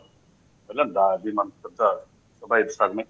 అది దాని గురించి నేను అంతగా మాట్లాడదలుచుకోలేదండి. ఇప్పుడు మనం రాజకీయం మాట్లాడదాం కాబట్టి రాజకీయమే మాట్లాడదాం. సినిమా ఆయన చెప్పారు కదా, ఆయనకైతే ఇష్టం ఉండదు చూడండి అన్నారు కాబట్టి ఆయన అంతే మాట్లాడతారు. దాన్ని పెద్ద నేను నెగిటివ్ గా తీసుకున్నాను, అది ఆయన ఇష్టం. అది సినిమా ఆడుతుందా లేదా అనేది బయట జనంకి సంబంధించిన విషయం, సినిమా పరిశ్రమకు సంబంధించిన విషయం. సరే, మా నాయకుడు అని చెప్పేసి మేము ఏదో అవసరం లేదు నాకు తెలిసి. జనం మెచ్చితే సినిమా 4 రోజులు ఆడుతుంది, జనం నచ్చకపోతే అది కామన్ కదా, ఇట్స్ కామన్. దాని గురించి పెద్ద ఆలోచన లేదు. దాని గురించి నేనైతే పెద్దగా రియాక్ట్ అవ్వాలని ఆలోచన చెల్లిస్తాను. ఇకపోతే ఏంటి, లిక్కర్ స్కామ్కి సంబంధించి షర్మిల గారు కూడా బలంగా చెప్తా ఉన్నారు, జగన్మోహన్ రెడ్డి గారికి ఇన్వాల్వ్మెంట్ ఉంది అని చెప్పేసి, ఛార్జ్ షీట్లో జగన్ గారికి ముడుపులు వెళ్ళాయని చెప్పేసి ఉన్నాయని చెప్పి. ఇందాక పెద్దలు తులసిరెడ్డి గారు చెప్పారు, ఆల్రెడీ మేము 1 వీక్ నుంచి దీని గురించి మాట్లాడుతూనే ఉన్నాము అనేది. ఇవాళ షర్మిల గారు అంటే ఇవాళ అమ్మ బయటకు వచ్చి మాట్లాడిందమ్మా, కానీ ఇది ఆల్రెడీ బర్నింగ్ టాపిక్ కదా ప్రజెంట్. కరెంట్ అఫైర్స్ ఏంటంటే, కరెంట్ అఫైర్ లో one of the biggest burning topic ఏంటంటే, ఇవాళ ఆంధ్ర రాష్ట్రంలో లిక్కర్ మీద జరిగినటువంటి, గతంలో జరిగినటువంటి స్కామ్ లో ఇవాళ జరుగుతున్న ఇన్వెస్టిగేషన్ లో ఒక్కొక్కళ్ళుగా వస్తున్నారు బయటికి. సరే, దానికి మోహన్ రెడ్డి గారు పాపం తప్పదు, ఏం చేస్తాడు, ఆయన ఆ పార్టీలో ఉన్నాడు కాబట్టి డిఫెండ్ చేసుకోవాలి కాబట్టి డిఫెండ్ చేస్తున్నాడు. నేను కూడా చాలా వరకు పెద్దలు తులసిరెడ్డి గారు చెప్పిన దాంతో ఏకీభవిస్తూ, ఇక్కడ ఇప్పుడు ఏంటంటే, ఇక్కడ మనం మాట్లాడుకోవాల్సింది ఏంటంటే, ఇక్కడ ఇప్పుడే ఇంతగా పైరైంది ఇదంటే, వాళ్ళు పాలసీ చేశారు జగన్మోహన్ రెడ్డి గారు. ఏంటి పాలసీ? గవర్నమెంటే అమ్ముతాము షాపులు, దానికి 3500 అవుట్లెట్లను ఓపెన్ చేశారు. 3500 షాపుల్లో కూడా అద్దెకి షాపులు తీసుకున్నారు. దాంట్లో మెన్నను ఏర్పాటు చేశారు. ఇవి మొత్తం కూడా అద్దె గవర్నమెంటే కడుతుంది. దాంట్లో ఉన్నటువంటి మెన్నంతా కూడా రిక్రూట్ చేస్తున్నారు వాళ్ళే. వాళ్ళకి ఇచ్చేటటువంటి జీతాలు కానీ, వాళ్ళకి ఇచ్చే ఫెసిలిటీస్ కానీ గవర్నమెంట్ డబ్బు నుంచి వెళ్తుంది. ఇవన్నీ వెళ్తూ వ్యాపారం మాత్రం వాళ్ళకి సంబంధించిన వాళ్ళది జరిగింది. ఇక్కడ మనం గమనించాల్సింది ఏంటంటే, తులసిరెడ్డి గారు కూడా చెప్పారు, దాంట్లో నేను అన్నాను కొంతవరకు తులసిరెడ్డి గారు చెప్పింది ఏకీకరిస్తాను. లిక్కర్ అనేది ఖచ్చితంగా రాష్ట్ర ఖజానాకి కంటే కూడా రాజకీయ నాయకుల ఖజానాలకే ఎక్కువ వెళ్తుంది అనేది వాస్తవమే. దాన్ని ఎవరైనా ఒప్పుకుందాం. ఇప్పుడు కాదు, అది కొన్ని డిక్లేర్స్ నుంచి రాష్ట్ర ఖజానా కంటే రాజకీయ నాయకుల ఖజానాకే ఎక్కువ వెళ్తుంది లిక్కర్. ఏది గత ప్రభుత్వంలో, ఈ ప్రభుత్వంలో కూడానా? ఎందుకంటే తులసిరెడ్డి గారు అన్ని ప్రభుత్వాలు అదే జరుగుతున్నాను. అన్ని ప్రభుత్వాల్లో కూడా జరిగేది. ఎందుకంటే అప్పుడు ప్రైవేట్ వాళ్ళకి షాపులు ఇచ్చారు. ఏంటంటే, ప్రైవేట్ వాళ్ళకి షాపులు ఇచ్చేవాళ్ళు, గవర్నమెంట్ అంటే యాక్షన్ చేసి వాళ్ళకి ఇచ్చేసేది, గవర్నమెంట్ రెవెన్యూ వచ్చేది. సరే, ఇక్కడ అవి నడిపేదంతా రాజకీయ నాయకులే కదా, ఆ లెక్కను మనం చెప్తాం. అదంతా నడిపేదంతా కూడా ప్రతి దాంట్లో కూడా రాజకీయ నాయకులే నడుపుతారు. రాజకీయ నాయకులు భాగస్వామ్యం ఉంటుంది. లేదంటే ఆ ఏరియాలో పెట్టిన దాంట్లో వీళ్ళకి వసూలు చేసుకుంటారు. అది మనం అవునన్నా కాదన్నా వాస్తవం. అది మనం కప్పిపుచ్చుకోవాల్సిన పని లేదు దాంట్లో. కానీ ఇవాళ దీని గురించి ఎందుకు మాట్లాడుకోవాల్సి వచ్చిందంటే, నేను చెప్పినట్లుగా ప్రభుత్వమే అమ్ముతుంది. అది కూడా ఎట్లా అమ్ముతుంది? నా అక్కలమ్మలు చెల్లెమ్మలు తాళ్లు తెగిపోతున్నాయి. ఆ తాళ్లు తెగిపోకుండా చాలా గట్టిమైనటువంటి తాడు కట్టాలంటే ఏం చేయాలి? నేను గవర్నమెంట్ ద్వారా అమ్మిస్తాను. అది ఉన్న రేటు కంటే 3 రెట్లు పెంచి అమ్మిస్తా. 3 రెట్లు పెంచి అమ్మినందువల్ల ఏంటంటే, పాపం వాడు కొనుక్కోలేడు. వాడు కొనడు కాబట్టి తాగడు కాబట్టి నా అక్కలమ్మలు చెల్లెమ్మల మెళ్ళ తాళ్ళు గట్టిగా ఉంటాయి. అది కదా ఆయన కాన్సెప్ట్. ఆయన చెప్పినటువంటి మాటలు, ఆయన చెప్పినటువంటి సిద్ధాంతం. ఆ సిద్ధాంతం చెప్పి ఏం చేశాడు? షాపులు అద్దె గవర్నమెంట్ కడుతుంది. మళ్ళీ చెప్తున్నా, దాంట్లో ఉండే మనుషుల జీతపత్యాలు కూడా గవర్నమెంట్ డబ్బు నుంచి వెళ్తున్నాయి. కానీ జరిగింది ఏంటంటే, లోపల జరిగినటువంటి వ్యాపారం ఏంటంటే, మా సొంత వ్యాపారం జరిగింది. గవర్నమెంట్ డబ్బుతో జరిగింది. వచ్చినటువంటి లాభాలు మాకు వచ్చినాయి. అది కదా ఇవాళ స్కామ్ అంటే. స్కామ్ ఇవాళ అది ఆ రెవెన్యూ అంతా గవర్నమెంట్కి వెళ్తే నో స్కామ్. ఇక్కడ గవర్నమెంట్కి వెళ్ళలేదు. గవర్నమెంట్ పేరుతో మీరు వసూలు చేస్తున్నారు కాబట్టి, మీరు సొంత డిస్టిలరీలు పెట్టారు కాబట్టి, దాంట్లో స్పూరియస్ లిక్కర్ మీరు తయారు చేశారు కాబట్టి, ఆ స్పూరియస్ లిక్కర్ ని మీరు రూపాయి అమ్మాల్సింది 200 రూపాయలు అమ్మారు కాబట్టి, ఆ డబ్బులన్నీ కూడా మీ దగ్గరకు వచ్చినాయని ఇవాళ ఉంది కాబట్టి, ఇవాళ ఆధారాలు దొరుకుతున్నాయి కాబట్టి, దాని నుంచి ఇవాళ స్కామ్ అని చెప్పేసి ఇవాళ చేయాల్సినటువంటి పరిస్థితి వచ్చింది. అది వాస్తవం అని తెలియదు కాబట్టి అందరూ కూడా అరెస్ట్ అవుతున్నారు. ఆ అరెస్ట్ అన్ని కూడా జరిగారు. డబ్బులన్నీ ఎక్కడ జరిగినట్టు జగన్మోహన్ రెడ్డి నివాసం జరిగి అంటున్నారు కాబట్టి, ఆయన కూడా దీంట్లో మెయిన్. ఎందుకంటే ఆ పాలసీని రూపొందించిన వ్యక్తి ఆయన కాబట్టి, ఖచ్చితంగా ఆయన ప్రైమ్ అక్యూజ్డ్ ఇవ్వాల్సినటువంటి అవసరం ఉంది కూడా దీంట్లో లీగల్ గా కూడా. అంతకనే అవుతున్నాం అని చెప్తారు. కానీ మాకేమీ జగన్మోహన్ రెడ్డి మీద కోపం కాదు, లేదంటే ఆ పార్టీ ఏదో మేము చేసేసింది, మేమేదో ఇబ్బంది పెట్టాలి అనే ఆలోచన కాదు. ఇది పూర్తిగా ప్రభుత్వానికి సంబంధించినటువంటి విషయం. ఇక్కడ పార్టీలకు సంబంధం లేదు, తెలుగుదేశమో జనసేనో బీజేపీకి సంబంధం లేదు. ఇక్కడ ఇది ప్రభుత్వానికి సంబంధించినటువంటి విషయం. ప్రభుత్వం యొక్క ఖజానాకి రావాల్సినటువంటి దాన్ని రానివ్వకుండా సొంత ఖజానాకి మళ్లించుకున్నారు కాబట్టి అక్కడ క్రిమినల్ బ్రీచ్ ఆఫ్ ట్రస్ట్ అనేది జరిగింది. కాబట్టి మీరు ప్రభుత్వంలో భాగస్వాములే, మీరు ప్రభుత్వానికి చెందవలసినటువంటి ధనాన్ని మీరు దారి మళ్లించి బ్రీచ్ ఆఫ్ ట్రస్ట్ చేశారు. కాబట్టి ఇవాళ దాని మీద ఎంక్వైరీ చేసి మిమ్మల్ని అందరినీ కూడా ముద్దాయిలుగా చేరుస్తున్నారు. ఇది మనం గమనించుకోవాల్సింది. గతంలో జరిగింది తులసిరెడ్డి గారు కూడా రేపకుండా, కానీ దానికి భిన్నంగా జరిగింది. ఇక్కడ ఆ భిన్నంగా జరగబట్టే ఇవాళ వాళ్ళందరూ కూడా ముద్దాయిలు అయ్యి వాళ్ళందరూ కూడా దోచుకునేది వాస్తవం.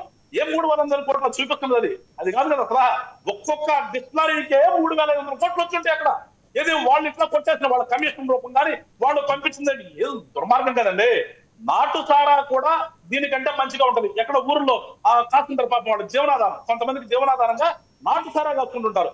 వాళ్ళు కాసేది కూడా దీనికంటే మంచిగా ఉంటది. కానీ వాళ్ళ మీద కూడా ఈ ఎక్సైజ్ వాళ్ళు కేసులు పెట్టేటటువంటి పరిస్థితులు ఉన్నటువంటి ఈ తరుణంలో ఎక్సైజ్ డిపార్ట్మెంట్ ఎక్కడ కళ్ళు మూస్తుందో, ఎక్సైజ్ శాఖ మంత్రి ఎక్కడ కళ్ళు మూస్తున్నాడో, ఇవన్నీ జరిగినాయి కదా మనకి.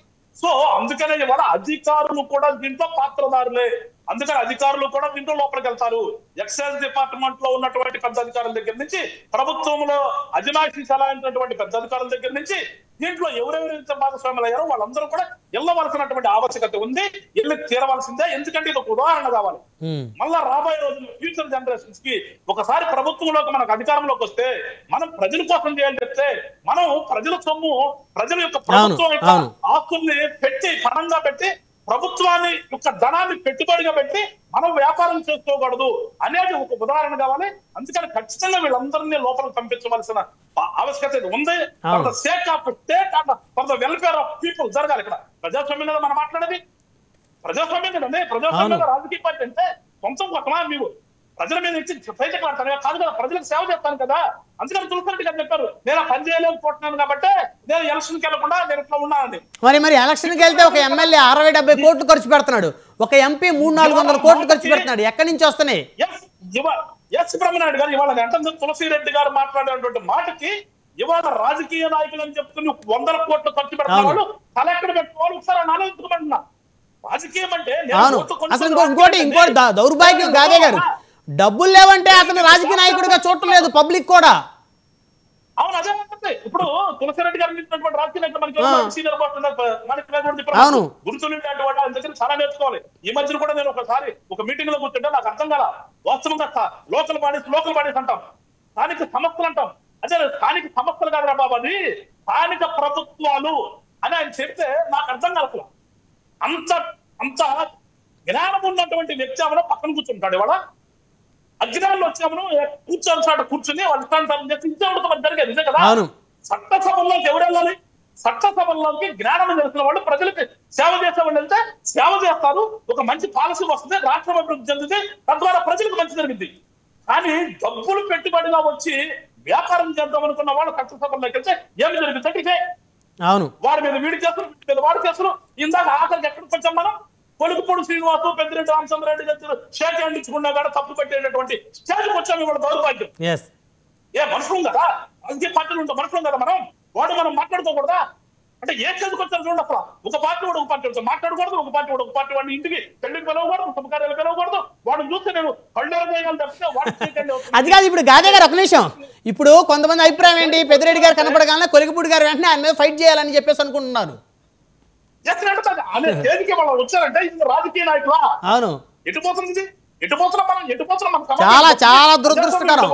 అసలు అట్లా కాదు. ఇంకొక విషయం గాదే గారు, ఫర్ ఎగ్జాంపుల్ అపోజిషన్ పార్టీకి చెందినటువంటి వాళ్ళతోటి ఎవరైనా అధికార పార్టీ వాళ్ళు ఎక్కడన్నా పెళ్లిలోనూ ఫంక్షన్లోనూ కనపడి కాఫీ తాగుతూ ఒక ఫోటో బయటకు వస్తే ఇతన్ని ఆ పార్టీలో కోవట్టంటున్నారు, అతని పార్టీలో కోవట్టని వేస్తున్నారు. అసలు కలవడానికి లేదనేటువంటి సంస్కృతి వచ్చింది రాజకీయాల్లో. దౌర్భాగ్యం ఎందుకు వచ్చిందంటే వ్యాపారస్తులు రాజకీయాల్లోకి వచ్చారు కాబట్టి. అవును, వ్యాపారస్తులు రాజకీయాలు రావద్దు అట్లా, కానీ వ్యాపారస్తులు రాజకీయాల్లోకి వచ్చి రాజకీయాన్ని వ్యాపారం చేస్తున్నారు. వ్యాపారం చేయబట్టి దౌర్భాగ్యం వచ్చింది. మీరు సంపాదించారు, సేవ చేయండి.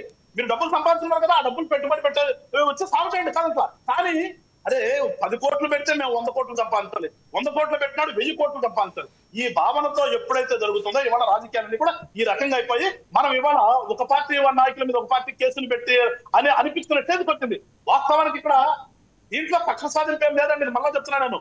ప్రభుత్వం పని ప్రభుత్వం చేస్తుంది, ప్రభుత్వం చెయ్యడాన్ని పని చేశారు కాబట్టి చేస్తుంది. కానీ ఇక్కడ ఎవరి మీద కక్ష కాదు ఇది. అది ఒక్కసారి అర్థం చేసుకోగలిగితే మనం నిజంగా రాజకీయ నాయకులు అవుతాం. Right, one by one conclusion తీసుకుందాం. యా గాదే గారు, తులసిరెడ్డి గారు, సో గాదే వెంకటేశ్వర గారు చాలా ఆవేశంగా ప్రసంగించారు, బట్ అధికార పార్టీలో ఉన్నారు. సో కాబట్టి మరి ఇంకొక అంశం, ఏదో మంత్రివర్గ విస్తరణ అంటే జరిగే అవకాశం ఉందా? ఒక బెర్త్ ఖాళీ ఉంది. తులసిరెడ్డి గారు, మీ ఎక్స్పీరియన్స్ బేస్ చేసుకొని ఇప్పుడు మంత్రివర్గ విస్తరణ ఏమైనా జరుగుతుందా లేదా అనేది ఒకసారి మీరు చెప్తే బాగుంటుంది. ఎందుకంటే ఎవరికి నచ్చినట్టు వాళ్ళు కొంతమంది 5గురిని పంపిస్తున్నారంట, 6గురిని, కొంతమంది అయితే 8 మందిని, కొంతమంది అయితే ఏం లేదు కేవలం ఒక బెర్త్ ఖాళీ ఉంది కాబట్టి ఆ బెర్త్ జనసేనకో టీడీపీకో లేకపోతే బీజేపీకి ఇస్తారు అని రకరకాల ఎవరికి నచ్చినట్టు వారు విశ్లేషణలు చేస్తూ ఉన్నారు. బట్ మీరేం చెప్తారు సార్ ఒక సీనియర్ పొలిటీషియన్గా? ఆర్టికల్ 164 ప్రకారంగా మంత్రివర్గ కూర్పు వచ్చేసి ముఖ్యమంత్రి గారి ప్రెరిగేటివ్. న్యాచురల్ గా ఆయన టీం వచ్చేసి ఓవరాల్ గా ప్రభుత్వం యొక్క పెర్ఫార్మెన్స్ మీద ప్రజల్లో మంచి అభిప్రాయం వచ్చే దానికోసం టీం వర్క్ చేసుకోవాలి. కానీ ఇక్కడ మీరు చెప్పినట్టు ఒకటి ఖాళీగా ఉంది. కానీ ముఖ్యమంత్రి గారు అటు పార్టీ మీటింగులో అనేక సందర్భాల్లో కొంత హింట్ ఇస్తున్నాడు, కొంత జాగ్రత్త ఉండండి, జాగ్రత్త పడండి అని చెప్పేసి అనేక సందర్భాల్లో హింట్ ఇస్తున్నాడు. సరే, ఆయన ఒక సీనియర్ రాజకీయ నాయకుడుగా, ఒక పెద్దగా, ఒక వయసు రీత్యా కానీ ముఖ్యమంత్రి, అనేక సంవత్సరాల ముఖ్యమంత్రిగా అనుభవం అంతా కలిసి ఆయన ఇంటి ఇస్తున్నాడు. కానీ నేను అనుకోవడము అంత ఈజీగా తీస్తాడు ఇంత తొందరగా తీస్తాడు అనుకోవడం లేదు. కాకపోతే ఏమంటే హింట్ ఇస్తున్నాడు, జాగ్రత్తగా ఉండండి అని చెప్పేసి, ప్రభుత్వానికి చెడు పేరు రాకూడదు, మంచి పేరు రావాలని. ఇమ్మీడియట్ గా చేయకపోవచ్చేమో నా అభిప్రాయం. కానీ ఎన్నికల లోపల ఎప్పుడోసారి కొన్ని మార్పులు చేర్పులు యూజువల్ గా మనం చూస్తే ఒక క్యాబినెట్, సేమ్ క్యాబినెట్ 5 ఏళ్ళు కంటిన్యూ క్యాబినెట్ రేరుగా ఉంటుంది దేశంలోనే. కాబట్టి వచ్చే ఎన్నికల లోపల అప్పుడప్పుడు కొన్ని మార్పులు చేర్పులు వచ్చాం, కానీ ఇమ్మీడియట్ గా ఉండకపోవచ్చేమో నా అభిప్రాయం. తులసిరెడ్డి గారు, 2 రోజుల క్రితం సినిమా ఫంక్షన్ సంబంధించి పవన్ కళ్యాణ్ గారు ఒక ప్రెస్ మీట్ ఒకటి పెట్టారు. అందులో కొంతమంది విలేకరులు అడిగిన ప్రశ్నకి నాగబాబు గారిని ఎప్పుడు మంత్రివర్గంలోకి తీసుకున్నారని చెప్పేసి అని అడిగితే, చంద్రబాబు నాయుడు గారు తరపు నుంచి ఎలాంటి ఇబ్బంది ఏం లేదు, ఆయన మాకు ఫేవర్గానే ఉన్నారు, సో నేనే ఇంకా డెసిషన్ తీసుకోలేదన్నారు. అంటే ఏంటి, ఆయన నిర్ణయంలో ఏమైనా మార్పు జరిగిందా? మరి ఎప్పుడూ లేనటువంటి విధంగా పాపం ఆయన తీసుకుంటామని చెప్పేసి ఒక పెద్ద లెటర్ ఇచ్చారు. మరి ఇప్పుడు మరి తీసుకుంటామని చెప్పాలి, లేకపోతే లేదని చెప్పాలి. మరి మీలాంటి వాళ్ళు మాలాంటి వాళ్ళు ఏమైనా అడిగితే అధికార పార్టీ కూటమి నాయకులు అది మా ఇష్టం, మేము తీసుకుంటాం లేకపోతే లేదు, అడిగే అర్హత కూడా మీకు లేదు అంటున్నారు తులసిరెడ్డి గారు. నా అభిప్రాయం ప్రకారం, సరే అది వాళ్ళ ఇష్టం, కానీ నా అభిప్రాయం ప్రకారంగా అవసరం లేదనిపిస్తుంది. ఎందుకంటే ఆయన ఆల్రెడీ పవన్ కళ్యాణ్ గారు డిప్యూటీ చీఫ్ మినిస్టర్ గా ఉన్నారు, నాగబాబు గారు ఎమ్మెల్సీగా ఉన్నారు, ఆయన వాయిస్ వినిపించుకోవడానికి అవకాశం ఉంది. కాబట్టి మంత్రిగా జనరల్ గా ఉన్నప్పుడు కొంత చూసేదానికి అన్న తమ్ముడు ఇద్దరికి అవసరమా? అనేక కుటుంబాలు ఉన్నారు, లేదని చెప్పలేక. కానీ ఆల్రెడీ వచ్చేసి ఆ పార్టీలో కానివ్వనుకుంటే ఆ పార్టీలో కొందరు ఎంకరేజ్ చేయొచ్చు కదా అనేది ప్రజల్లో వచ్చేసి, ఆ పార్టీ నాయకుల్లో కానీ కార్యకర్తల్లో కానీ ప్రజల్లో కానీ ఒక మంచి సందేశం మాత్రం పోదు. దానివల్ల నాగబాబుకి ఇచ్చేంత వలన పవన్ కళ్యాణ్ గారు కానీ లేకుంటే జనసేన పార్టీకి కానీ ఇంక్లూడింగ్ నాగబాబు కూడా పాజిటివ్ మార్క్స్ రావు. అంతో ఇంతో నెగిటివ్ మార్క్సే పడతాయి తప్ప పాజిటివ్ మార్క్స్ పడవు. ఆ కోణంలో ఏమన్నా పవన్ కళ్యాణ్ గారు పునరాలోచిస్తున్నారేమో. చంద్రబాబు నాయుడు గారు జనరల్ గా వచ్చేసి ఆల్రెడీ చెప్పారు కాబట్టి, పవన్ కళ్యాణ్ గారికి ఆయన గౌరవిస్తున్నాడు కాబట్టి, ఆయన వరకు వచ్చేసి పవన్ కళ్యాణ్ గారు ఆయన చెప్పింది వాస్తవం ఉండొచ్చు. పవన్ కళ్యాణ్ గారు చెప్తే తీసుకోవచ్చు, ఎందుకంటే ఆయన మీద గౌరవము ఉండొచ్చు. రీథింక్ చేసి ఉండొచ్చునేమో. అయితే మంచిదే కూడా అది, నాకు తెలిసి ఆయనకు మంచిది, నాగబాబు గారికి మంచిది, పార్టీకి కూడా మంచిది నా అభిప్రాయం. కాదు, కందుల దుర్గేష్ గారి మీద అంటే ఏ డిస్కషన్ వచ్చినా జనసేనలో ఒకరిని తీసుకోవాలంటే దుర్గేష్ గారిని పంపించి ఇంకొకరిని తీసుకుంటారేమో అనేది సర్వసాధారణం అయిపోయింది ఆ మాట. ఎందుకట్లా అంటే పాప ఆయన బలహీనుడేనా? నాకు తెలిసి దుర్గేష్ గారు మంచి, ఆయన మొన్న కూడా చంద్రబాబు నాయుడు గారు ర్యాంకులు ఇచ్చిన దాంట్లో ఆయన సెకండ్ వచ్చినట్టుంది. పరుగు వచ్చేసి ఫస్ట్ వచ్చి, సెకండ్ వచ్చేసి దుర్గేష్ వచ్చారు. కాబట్టి నాకు తెలిసి దుర్గేష్ గారు వచ్చేసి ఒక సమర్థవంతమైనటువంటి రాజకీయ నాయకుడు, కొంత అవగాహన ఉంది సబ్జెక్ట్ మీద, ఆచితూచి మాట్లాడతాడు, ఈజ్ ఏ పర్ఫెక్ట్ జెంటిల్మెన్ అని చెప్పేసి నా అభిప్రాయం. కాబట్టి సరే, మిగతా వాళ్ళు తక్కువ అని కాదు, కానీ ఆయన వరకు వచ్చేసి సమర్థవంతమైన మంత్రి, సమర్థవంతమైన రాజకీయ నాయకుడు అనిపిస్తున్నారు. రైట్. మాణిక్యాల గారు, పిల్లి మాణిక్యాల గారు, సో మీ అభిప్రాయం ఏంటి సార్ మంత్రివర్గ విస్తరణ సంబంధించి? ఎందుకంటే మీరు కార్పొరేషన్ చైర్మన్గా ఉన్నారు, సో మీకు కూడా పూర్తిస్థాయి ఇన్ఫర్మేషన్ ఉంటుంది. ఏం జరుగుతుందో లోపల, ఎందుకు వస్తారంటే నిప్పు లేకుండా పొగరాదు అంటారు. ఆ ఒక బెర్త్ ఎప్పుడు లాస్ట్లో ఇస్తారా, లేకపోతే ఇప్పుడు ఏమైనా ఇచ్చే అవకాశం ఉందా, ఫుల్ఫిల్ చేసే అవకాశం? వాటి మీద ఇప్పుడు బయట ఏదో చర్చ జరిగినంతగా ఏమి లేదండి. సందర్భాన్ని బట్టి, అవకాశాన్ని బట్టి, అవసరాన్ని బట్టి నిర్ణయాలు తీసుకుంటారు. అది నేనైతే పెద్దగా చర్చించి ఇప్పుడు జరిగింది, రేపు జరిగింది, వాళ్ళు పోతారు, వీళ్ళు పోతారు, అవన్నీ కూడా అనవసరమైన విషయాలుగా నేను భావిస్తాను. అంటే మీకు అనవసరమైన విషయాలు కాకపోతే ప్రజలకు అవసరం. మళ్ళీ ఇప్పుడు మీరు పలానోళ్ళు పోతారని చెబితే మళ్ళీ లేనిపోయింది, మీరంతా ఒక పార్టీలో ఉన్నారు, అధికార పార్టీ అని మీకు సమస్య అయితేమో, అందుకని మీరు చెప్పట్లేదని నేను అనుకుంటున్నా. మీకు తెలుసు ఎవరుంటారో ఎవరు వెళ్తారో, మీకు పూర్తి 100% మీకు అవగాహన ఉంటుంది. బ్రహ్మనాయుడు గారు, ఇప్పుడు కూటమి ప్రభుత్వం బ్రహ్మాండంగా పరిపాలన చేసుకుంటా ముందుకెళ్తా ఉంది. అనేకమైనటువంటి పరిశ్రమలు తీసుకొస్తా ఉన్నారు. రాష్ట్రం అభివృద్ధి అవుతా ఉంది. రోడ్లు బాగు చేపిస్తా ఉన్నారు. ఇచ్చినటువంటి హామీలు మొత్తం కూడా నెరవేరుతా ఉంది. ఒకళ్ళ మధ్య ఒకరికి మంచి సమన్వయం ఉంది కాబట్టి వెళ్తా ఉన్నారు. అది సందర్భం వచ్చినప్పుడు నిర్ణయం తీసుకుంటారు. కాకపోతే మీరు పర్మిషన్ ఇస్తే నేను 2 విషయాలు మాట్లాడాలనుకుంటా ఉన్నా. అంటే ఈ లిక్కర్ కేసు సంబంధించి ఇప్పుడు ఒక డిస్కస్ జరుగుతా ఉంది. తులసిరెడ్డి గారు పెద్దలు పార్టీ పరంగా మాకు ప్రత్యర్థి పార్టీ లేకపోతే మిత్రపక్షం మాట్లాడుతున్నారు. ఎట్లా మాట్లాడుతున్నారో ప్రజలు చూస్తా ఉన్నారు. ప్రజాస్వామ్యంలో ఒక రాజకీయ పార్టీకి సంబంధించినటువంటి వాళ్ళు ఏదన్నా తప్పు జరిగినప్పుడు దాన్ని పరిశీలించుకొని సమీక్షించుకొని ముందుకెళ్లాల్సినటువంటి పరిస్థితి ఉంది. ఇప్పుడు మా వెంకటేశ్వరరావు గారు ఒక మాట చెప్పాడు. తులసిరెడ్డి గారు స్థానిక సంస్థలకి స్థానిక ప్రభుత్వాలకి మధ్య తేడా చెప్పారు. రిసీవ్ చేసుకుంటే తప్పేంటి? అట్లాగే మేము కూడా ఉద్యమాల్లో ఉన్నప్పుడు పెద్ద పెద్ద కమ్యూనిస్ట్ పార్టీలు అందరూ కూడా కలిసి మిగులు భూమి పంచాలి అని చెప్పేసి ఒక చర్చ వచ్చింది. చర్చ వచ్చినప్పుడు మిగులు భూమి పంచాలా, మిగులు ప్రజలకు పంచాలని సంవత్సరాల పాటు చర్చించారు. మిగులు భూమికి మిగులు ప్రజలకు కూడా చాలా తేడా ఉంటుంది. ఈ వైసీపీకి సంబంధించినటువంటి ఇందాక మనం చూసాం, అసలు ఎక్కడా తప్పు జరగలేదు, కక్షపూర్తిగా జరుగుతా ఉంది, లేకపోతే ఇంకొకటి జరుగుతా ఉందని ఒక దంపుడు ఉపన్యాసం. కనీసం పరిశీలన చేసుకోవాలి. నాకు గుర్తుకొచ్చింది, టీచర్ ఒక పాఠం చెప్తా ఉంటే స్కూల్లో క్లాసులో ఉన్నటువంటి 40 మంది వింటారు. కానీ ఒకడో ఇద్దరో వాళ్ళు రౌడీలుగానో దొంగలుగానో మారుతారు. టీచర్ది కాదు తప్పు, వాడు బుద్ధి అలాంటిది. రాజకీయ పార్టీ పెట్టిన తర్వాత ఆ బుద్ధి మార్చుకోకపోతే ఎట్లా? ఇప్పుడు షర్మిలమ్మ మా మీద నిందలేస్తా ఉంటది, లేకపోతే ఇంకొకటి చేస్తా ఉంటది. అంటే ఇందాక తులసిరెడ్డి గారు ఒక మాట చెప్పాడు, రాజకీయాలు కానీ ఆయన చూసిన రాజకీయాలు మేము చూసి ఉన్నాం. మేము దూరం నుంచి చూసి ఉంటాం కానీ అనుభవం ఉండదు. ఆ పదం కూడా కరెక్ట్ కాదు. ఆయనకున్నంత అనుభవాలు మాకుండా రాజకీయాలు కానీ బంధాలు కానీ విచ్ఛిన్నం చేసి విషపూరితం చేసినటువంటి వ్యక్తి కానీ రాజకీయ పార్టీ కానీ జగన్మోహన్ రెడ్డి ఎవరిని అడిగినా చెబుతారు కదా. ఎవరిని అడిగినా ఏమి వాళ్ళ సొంత తండ్రిని చంపినా లేకపోతే బాబాయిని చంపినటువంటి వాళ్ళ విషయాలు కూడా వదిలేసుకొని ఆమె మా జగనన్న చేసింది మంచిదని చెప్పాలా? ఇందాక అన్నారు సిట్ అంటే సిట్టు, స్టాండ్ అంటే స్టాండ్ లాగా ఉంటది వేసిన సిట్ అని. నేనేమంటానంటే ఓకే, సిట్ అంటే సిట్టు, స్టాండ్ అంటే స్టాండ్ గా ఉంటది అని అనుకోండి. మీరు ప్రభుత్వంలో ఉన్నప్పుడు మీ బాబాయి అత్యంత క్రూరంగా నరకబడ్డాడు, చంపబడ్డాడు, అది కూడా చంద్రబాబు నాయుడు గారే చంపాడు అని ఆయన చేతిలో కత్తి కూడా పెట్టారు కదా. అలాంటప్పుడు సిట్టు స్టాండ్ అనుకునేటువంటి సంస్థని పెట్టి ఎందుకు ప్రత్యర్థులు చంపిన వాళ్ళు జైల్లో వేయలేదు మీరు? ఈ ఒక్క ప్రశ్నకి ప్రజలకు అర్థమవుతుంది మనం మాట్లాడేది. ఎందుకు వేయలేదు అనే విచారణ కేసు సిబిఐ కోర్టులో ఉంది కాబట్టి, సిబిఐ విచారణ చేస్తుంది కాబట్టి మా పరిధిలో లేదు, రాష్ట్ర ప్రభుత్వ పరిధిలో లేదు. డబ్బు మీద ఆపేక్ష నేనే సంపాదించుకోవాలనుకుంటా ఉన్నప్పుడు సొంత కుటుంబంలో వ్యక్తి, పరువు కలిగినటువంటి వ్యక్తి బాబాయి ఇంత ఉన్నప్పుడు వెంటనే ఏదో ఒక నిర్ణయం చేసుకోవచ్చు కదా. అడ్డుపడ్డారు కదా, సిబిఐ విచారణ చేస్తుందని ఎక్కడ అడ్డుపడ్డాడు. అడ్డుపడ్డటమే కాకుండా ఆ రోజు ఏం మాట్లాడారంటే పసిపిల్లడు అయ్యప్ప అవినాష్ రెడ్డి పసిపిల్లడి మీద మాట్లాడతారా అన్నారు. ఇలాంటి పదాలు మాట్లాడితే ఒక ఆయన్ని జగన్మోహన్ రెడ్డి మీరు ఇంకా గొప్పగా చెప్తా ఉన్నారంటే ఇది బాధేస్తా ఉంది. తర్వాత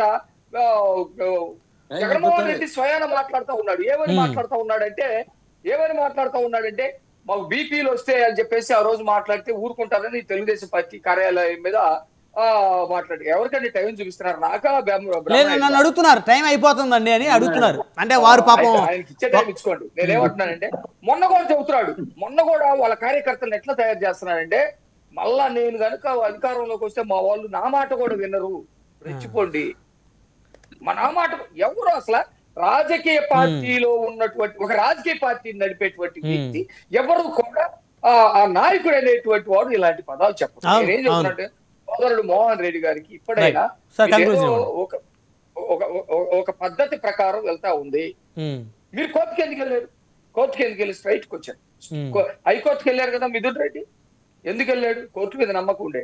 నువ్వు తప్పు చేసావు, నీకు ముందు సుప్రీంకోర్టుకి కూడా వెళ్ళాడు ఆయన. సుప్రీంకోర్టుకి వెళ్ళావు కదా, సుప్రీంకోర్టుకి వెళ్ళాడు కదా, నువ్వు తప్పు చేసావు, నీకు ముందస్తు బెయిల్ అన్నారు.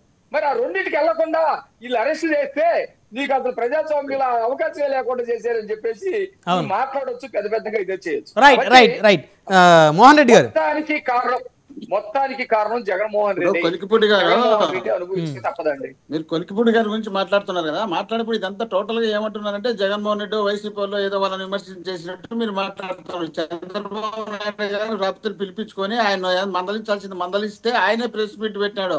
ఈ రాష్ట్రంలో ఈ సాంప్రదాయం సృష్టించినటువంటి సృష్టికర్త చంద్రబాబు నాయుడు గారు. గ్రామీణ స్థాయి నుండి గ్రామాల్లో వైఎస్ఆర్, కాంగ్రెస్, టీడీపీ అనేది వర్గాలు ఏర్పాటు చేసి వాళ్ళకు మాత్రమే లబ్ధి చేకూరేట్టుగా చేసి ఇతరులకు లేకుండా చేసి గ్రామ స్థాయి నుండి గలాటలు పెట్టించినటువంటి పెద్ద మనిషి చంద్రబాబు నాయుడు గారు. ఎవరు కొలికిపూడి గారిని చంద్రబాబు నాయుడు గారు పిలిచి చివాట్లు పెట్టారా? ఉండండి, మీరు మళ్ళీ క్లోజ్ చేశారు. ఉండండి బారు చెప్పు, ఉండండి మీరు మళ్ళీ మీరు క్లోజ్ చేసి నేనేం చేయాలా? ఇప్పుడు లిక్కర్ గురించి పదే చెప్తున్నారు. లిక్కర్ గ్రామీణ స్థాయిలో బెల్ట్ షాపులు పెడితే జనాలు ఎక్కువ తాగుతారా? ఏడనో షాప్ పెట్టి 7 గంటలకు క్లోజ్ చేసి ఎక్కువ తాగుతారా? వాళ్ళు ఒకటి ఎమ్మెల్యే తీసుకొని దాంట్లో బ్రాండ్ కలిపి దానికి స్టిక్కర్ వేసి అమ్ముకుంటే నకిలీది వస్తుందా? ఒరిజినల్ గవర్నమెంట్ అమ్మి గవర్నమెంట్ చేసే వస్తుందా? 6,500 కోట్లు 6,500 కోట్లు పోయినసారి అవినీతి జరిగితే దానిపైన స్టే తెచ్చుకుంటే అది కరెక్టా, ఇది కరెక్టా? అదే విధంగా ఓటుకు నోటు కేసులో అడ్డంగా దొరికిపోయి సీసీ కెమెరాలకు ఎదురుగా కనపడితే అది నీతే, ఇది నీతే? ఎక్కడ మాట్లాడుతున్నారు అబ్బా? సంబంధం లేనట్టు తీసుకొచ్చి మాట్లాడతారు. చేసినట్టు మీరు తప్పించుకొని పోతారు. మేమేదో పెద్ద తప్పులు చేసినట్టు మీరేదో తప్పులు చేయనట్టు. సిబిఐని రాష్ట్రానికి రావద్దని చెప్పిన వాళ్ళు మీరా మేమా? సిబిఐ కేసులు స్వాగతించింది మేమా మీరా? రాష్ట్రంలో 2 సార్లు మీరు అధికారంలో ఉన్నారు. జగన్మోహన్ రెడ్డి కానీ ఇంకోటి కానీ ఆ సిబిఐ తీసుకొచ్చి ఎంక్వైరీ చేయించండి. ఇప్పుడు కేంద్రం మీదే, రాష్ట్రం మీదే, అన్ని మీదే కదా. అప్పుడు మీదే, ఇప్పుడు మీదే కదా. ఎంక్వైరీ చేయించండి. ఎవరిని వదిలిపెట్టేసి ఎందుకు మీరు ఈ సిట్టులు వేసుకొని ఈ నుండి ఇక్కడ వేసుకొని మీ ఇష్టం వచ్చిన వాళ్ళ పేర్లు ఎక్కించి హైకోర్టుకు పోయినాడు, సుప్రీంకోర్టుకు పోయినాడు, సెక్షన్లు పెడితే హైకోర్టు, సుప్రీంకోర్టు ఇమీడియట్లీ బెయిల్ ఇస్తుందా? మీరు మర్డర్ చేసినారని చేయకపోయినా మీ మీద కేసు పెట్టి ఆ తర్వాత బెయిల్ ఇమ్మంటే బెయిల్ ఇస్తారా? ఏంటికి ఇస్తారు బెయిల్? అదంతా రిమాండ్కి పంపిస్తారు. ఆ తర్వాత విచారణ జరుగుతుంది. విచారణ జరిగిన తర్వాత సాక్షులు సంబంధాలు చూసిన తర్వాత చేస్తారు. అట్లా లేకుండా మన ఇష్టం వచ్చినట్టు మిథున్ రెడ్డి గారి దొంగతనం చేసింటే ఇట్లా చేసినారని మీ ఇష్టం వచ్చినట్టు మీరే వర్ణించుకుంటే ఎట్లా? అవన్నీ కాదు. మీరు ఇప్పుడు మీరు న్యాయస్థానాల మీద నమ్మకం ఉందా లేదా మోహన్ రెడ్డి గారు? అవినీతి నీతి అనుకుంటే ఎట్లా? న్యాయస్థానం మీద నమ్మకం ఉందా లేదా మీకు? న్యాయస్థానం బ్రహ్మాండమైనటువంటి నమ్మకం ఉంది కాబట్టి మీరు ఇచ్చినటువంటి సెక్షన్లు చూసుకొని పెట్టుకుంటే మీరు ఇచ్చే సెక్షన్లు కూడా ఉంటాయి. న్యాయస్థానానికి ఏ సెక్షన్ల కింద అరెస్ట్ చేసినారు, ఏ సెక్షన్ల కింద కేసులు కట్టినారు, ఈ కేసుకు బెయిల్ ఇయ్యచ్చా లేదా, ఈ సెక్షన్ కి ఇవ్వకూడదా, ఇయ్యచ్చా, ఆ తర్వాత ఇస్తాము, దీన్ని తప్పేంది ఒప్పేంది విచారణ చేసిన తర్వాత ఇస్తాం అనేది ఉంటుంది. అట్లా కాకుండా మన ఇష్టం వచ్చినట్టుగా మన న్యాయస్థానాన్ని తప్పులు పెట్టేది, న్యాయస్థానాలను విమర్శించేది, బెయిల్ ఇస్తానే న్యాయస్థానాన్ని కూడా విమర్శలు చేసుకుంటూ వచ్చినటువంటి పెద్ద మనుషులు కూడా టీడీపీలో ఉన్నారు. మన ఎవరో ఒక ఆయన బెయిల్ ఇచ్చింటే మాకు జడ్జి గారు ఆయన కూడా కులం అంటగట్టేసి విమర్శలు చేసుకుంటూ వచ్చినారు. వీళ్ళకు మంచి జరిగితే మొత్తం అంతా బాగున్నట్టే. వీళ్ళకి ఎక్కడే ఆపోజిట్ మాట్లాడితే వాళ్ళందరూ వ్యతిరేకులే, వాళ్ళందరూ శత్రువులే, వాళ్ళందరినీ ఏదో విధంగా మసిపూసి మారేడుగా చేసి వాళ్ళని బయటకు పంపించే కార్యక్రమమే చేస్తారు. కొలికిపూడి గారు మరి ఏంది ఆయనతో మాట్లాడాడు. పెద్దిరెడ్డి రామచంద్రారెడ్డి గారు ఒక పెద్ద మనిషి మాట్లాడాడు. మరి జగన్మోహన్ రెడ్డి గారు పిలుచుకోలేదే పెద్దిరెడ్డి రామచంద్రారెడ్డి గారు? ఇప్పుడు మాట్లాడితే తప్పని ఎవరన్నారు సార్? కాదు, ఇక్కడ అందరూ కూడా దాన్ని ఎవరో సమర్థించలేదు కదా, తప్పేం లేదన్నారు. మాణిక్యరావు గారు చెప్పను, మాణిక్యరావు గారిని చెప్పమని ఎందుకు కొలికిపూడి గారిని చంద్రబాబు నాయుడు పిలిపించుకొని మాట్లాడి మందలించి పంపించినాడు. ఆయన మళ్ళీ ప్రెస్ మీట్ పెట్టి చెప్పాల్సిన అవసరం ఎందుకు? ఒక్క నిమిషం మీరు ఆరోపణ చేశారు ఒక ఎమ్మెల్యే మీద. ఒక్క నిమిషం ఆగండి సార్, ఆగండి. బ్రహ్మనాయుడు గారు మందలించడం మీరు విన్నారా? ఒక్కటినండి, చంద్రబాబు నాయుడు గారు ప్రత్యక్షంగా పరోక్షంగా చెప్పినటువంటి పెద్ద మనిషి ఆంధ్రప్రదేశ్. సమయం లేదు మోహన్ రెడ్డి గారు, సమయం లేదు. గాదే గారు రాష్ట్రంలో అందరికీ ఇవ్వమని చెప్పినటువంటి చరిత్ర ఒక్క నిమిషం సమయం లేదండి. దయచేసి మోహన్ రెడ్డి గారు సహకరించాలి. వన్ వర్డ్ కంక్లూజన్ ఇవ్వండి మాణిక్యాలరావు గారు. వన్ వర్డ్ కంక్లూజన్ ఇవ్వండి మాణిక్యాలరావు గారు. అంటే పెద్దిరెడ్డి రామచంద్రారెడ్డిని రాత్రి జగన్మోహన్ రెడ్డి పిలిచి గుంజ కట్టేసి చండ్రగోలు తీసుకొని కొట్టాడంటగా. ఎవరు మీరు చూసారా? ఆయన వాకిలి కాడ మీరు మాట్లాడినప్పుడు ఏదైనా కరెక్ట్ మాట్లాడితే వినొచ్చు. నేనేదో వైసీపీ వాళ్ళంతా దొంగలంట, వీళ్ళంతా సత్యహరిశ్చంద్రులంట, మోహన్ రెడ్డి గారు ఇప్పుడు మీరు చెప్పేది ఇప్పుడు మీరు ఏ విధంగా మీ వర్షం చెబుతున్నారో మాణిక్యరావు గారు ఆయన వర్షం చెబుతున్నారు. మీది నిజమైతే అది నిజం అంటారు ఆయన, మీది అబద్ధం అయితే అది అబద్ధం అంటారు ఆయన. సరే సరే ఆగండి గాదే గారు. పెద్దిరెడ్డి గారు ఏమన్నా అడిగినారా? సరే వద్దులేండి, వదిలేసండి గాదే గారు. అడిగినాడని పెద్దిరెడ్డి గారు ఏమన్నా చెప్పినారా? ఆగండి. కొలికపూడి గారు మీకు చెప్పారా? ఆయన పిలిచి నన్ను చంద్రబాబు నాయుడు గారు మందలించారని మీకు ఏమైనా చెప్పాడా కొలికపూడి గారు? బాగుంటుంది. అవాస్తవాలు ఒక్క నిమిషం వాళ్ళు అదే అంటున్నారు. గాదే గారు ఆగండి. మోహన్ రెడ్డి గారు ఆగండి సార్, దయచేసి దయచేసి ఆగండి. గాదే గారు వన్ వర్డ్ కంక్లూజన్ ప్లీజ్. చెప్పినటువంటి అచ్చెన్నాయుడు గారిని మర్చిపోతున్నారు మీరు. ఆగండి ఈయనప్పుడు ఎందుకు చెప్పాలా సూపర్ 6 అని? సార్ ఆగండి సార్, సూపర్ 6 మళ్ళీ ఇంకో దగ్గర మాట్లాడదాం. ఒక అంశం నుంచి ఇంకొక అంశంలోకి వెళ్ళొద్దు దయచేసి. గాదే గారు one word conclusion please. Gade గారు ఇప్పుడు మేము ఒకటే మాట్లాడడం కోరుకునేది ఏంటంటే రాజకీయాలు బాగుండాలి, రాజకీయ నాయకులు ప్రజల కోసం పనిచేయాలి, రాష్ట్రం అభివృద్ధి కృషి చేయాలి. అంతేగాని ఇట్లా ఒకరినొకరిని తిట్టుకుని ఒకళ్ళ మీద ఒకళ్ళు కేసులు పెట్టుకునే పరిస్థితి రాకూడదు అని మేమైతే అలాంటి రాజకీయాలు కావాలని నేనైతే కోరుకుంటున్నాను. ఇప్పుడు మోహన్ రెడ్డి గారు మీకు ఎదురు పడితే పలకరిస్తారా మీరు? అందరూ కావాలనుకుంటారు, అదే కావాలని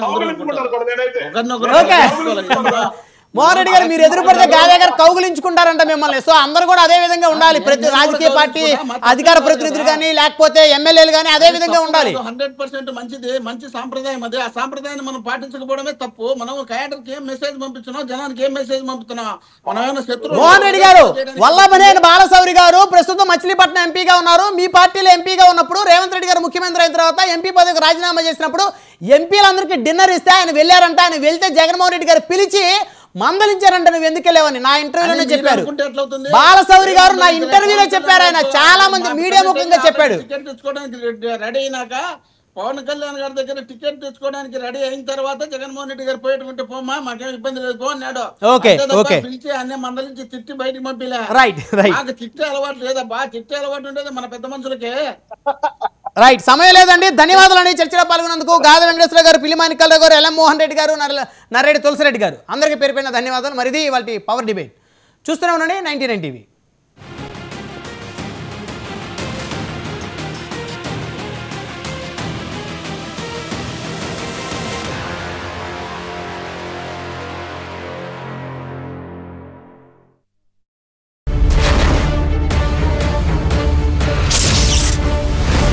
బీజేపీ పార్టీ, బీజేపీ నాయకులు దానికి వ్యతిరేకంగా ఉన్నారు.